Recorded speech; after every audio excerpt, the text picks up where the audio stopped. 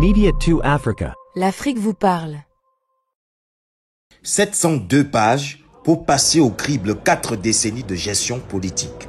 C'est le travail abattu par Aman Mana, journaliste camerounais, directeur de publication du quotidien privé Le Jour, dans son dernier essai paru aux éditions du Chabel.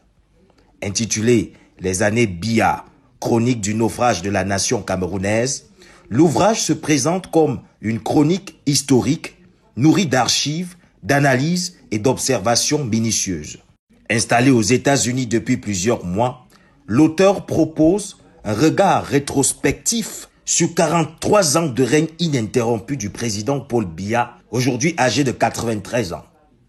Le livre explore les grands épisodes de l'histoire contemporaine du Cameroun, des répressions politiques aux réformes non tenues, en passant par des scandales de corruption et des crises sociales.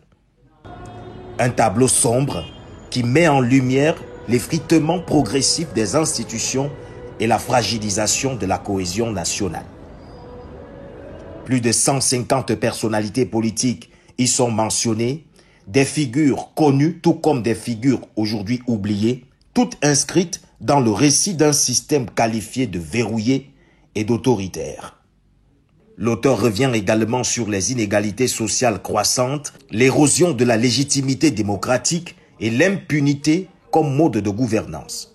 Ce livre, présenté comme une tentative de documentation rigoureuse de l'histoire récente du pays, vise, selon les analyses de l'auteur, à éviter l'amnésie collective et à nourrir le débat public au Cameroun.